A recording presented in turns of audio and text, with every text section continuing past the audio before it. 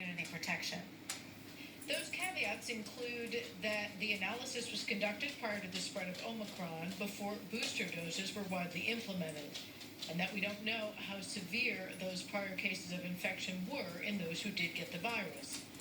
Researchers found prior to the Delta variant, those who got infected with the virus most often were those who were unvaccinated.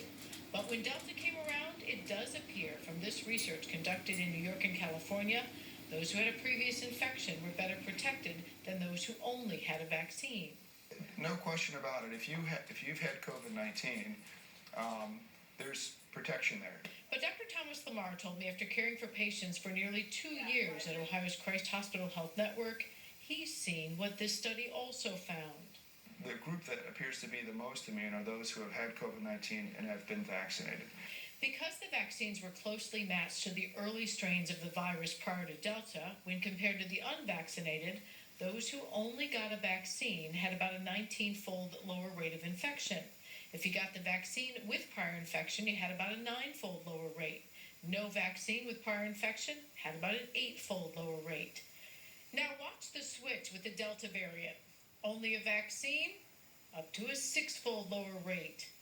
No vaccine but prior infection, up to a 29-fold lower rate. Vaccine plus prior infection, up to 33-fold lower.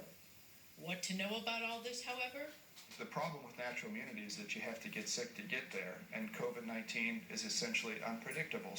And researchers still remind us that in spite of this research, an initial infection among people not vaccinated does raise the risk for serious illness and death from any strain of this virus. I'm medical reporter